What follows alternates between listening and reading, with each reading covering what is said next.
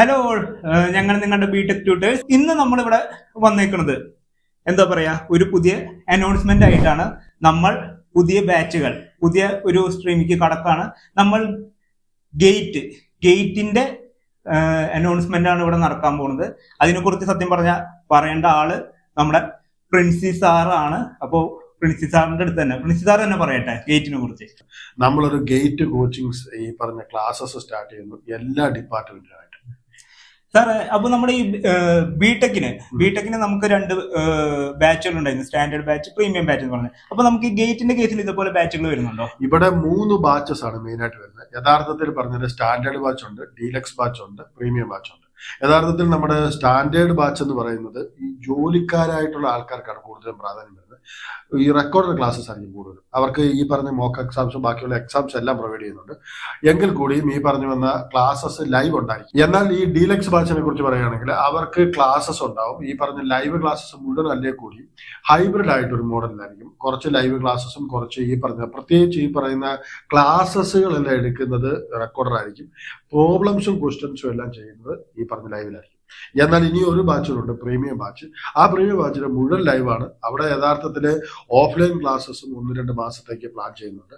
പക്ഷെ അത് പ്രത്യേകിച്ച് ചില കുട്ടികൾക്ക് വേണ്ടി, അല്ലെങ്കിൽ നമ്മുടെ ഒരു സൂപ്പർ 30 അല്ലെങ്കിൽ സൂപ്പർ 50 ഒക്കെ ആയിരിക്കും. ആ പറയുന്ന ബാച്ചിനെ തന്നെ എടുക്കുന്നത് ഈ 2 ബാച്ചിൽ നിന്ന്.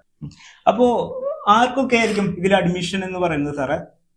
ഇവിടെ ശരിക്കും S5 അല്ലെങ്കിൽ ഇപ്പോഴത്തെ S6 ആണല്ലോ. S6, S8 പിന്നെ നമ്മുടെ പാസ് ഔട്ട് ആയിട്ടുള്ള ജോലി ആയിട്ടുള്ളവരൊക്കെയാണ് ഈ പറയുന്ന കോഴ്സിലേക്ക് വന്ന് ജോയിൻ ചെയ്യുന്നത്. അപ്പൊ നമ്മുടെ ഈ ഫസ്റ്റ് ഇയേഴ്സും സെക്കൻഡ് ഇയേഴ്സും അവർക്കൊന്നും ഉണ്ട്. ഫസ്റ്റ് ഇയേഴ്സിനും സെക്കൻഡ് ഇയേഴ്സിനും ബണ്ടിൽ കോഴ്സ് എന്ന് പറഞ്ഞൊരു കോഴ്സ് ഉണ്ട്.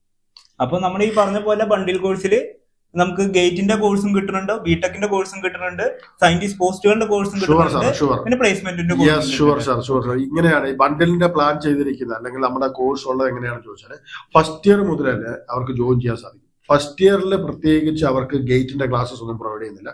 എന്നാൽ S3 മുതൽ ഗേറ്റിന്റെ ക്ലാസ്സസ് സ്റ്റാർട്ട് ആവും. കാരണം എല്ലാവർക്കും അറിയാം, നമ്മുടെ യഥാർത്ഥ എഞ്ചിനീയറിംഗ് സ്റ്റാർട്ട് ആകുന്ന S3 മുതലാണ് അവരവരുടെ സ്ട്രീമുകളിൽ.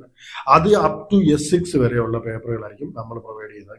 നമ്മുടെ ബാക്കിയുള്ള ഇൻസ്റ്റിറ്റ്യൂട്ടുകൾ എന്ന് വെച്ചാലും എല്ലാവരും അനൗൺസ് ചെയ്യുന്ന സമയത്ത് സാധാരണഗതിയിൽ പറയാറുണ്ട്, ഞങ്ങൾ ഇവിടുന്ന് അങ്ങനെ സാറുമാരെ കൊണ്ടുവരുന്നുണ്ട്, ഇങ്ങനെ സാറുമാരെ കൊണ്ടുവന്ന് ഇവരെ കൊണ്ട് ക്ലാസ് തരുന്നുള്ള രീതിയിലാണ് നമുക്ക് പറയാറുള്ളത്. ആദ്യം തന്നെ ഒരു കാര്യം ഉറപ്പാണ്, ഇവിടെ ഇലക്ട്രോണിക്സിനൊക്കെ ക്ലാസ് എടുക്കാൻ നമ്മുടെ കപ്പിത്താനായ പ്രിൻസി സാർ തന്നെയുണ്ട്. ഗേറ്റ് റാങ്കിൽ 90ാം റാങ്കും 120ാം റാങ്കാണ് സാറിന് കിട്ടിയിട്ടുള്ളത്. IES 3 തവണ ക്വാളിഫൈഡ് ആയിട്ടുള്ള സാറാണ്. അപ്പൊ സാറ് തന്നെയാണ് മുമ്പിൽ നിന്ന് നയിക്കുന്നത്. അപ്പൊ നമ്മൾ ഇന്ന് മെയിൻ ആയിട്ട് 2 അനൗൺസ്മെന്റ് ആണ് നടത്തിയേക്കുന്നത്. ഒന്ന് ഗേറ്റിന്റെ അനൗൺസ്മെന്റ്, മറ്റേത് ബണ്ടിൽ കോഴ്സിന്റെ അനൗൺസ്മെന്റ് ആണ്. ഗേറ്റിന്റെ അനൗൺസ്മെന്റിൽ അപ്പോ വേറെ ആരും കൊടുക്കാത്ത രീതിയിൽ തന്നെ നമ്മുടെ മലയാളത്തിലായിരിക്കും ക്ലാസ്സുകൾ മുഴുവൻ.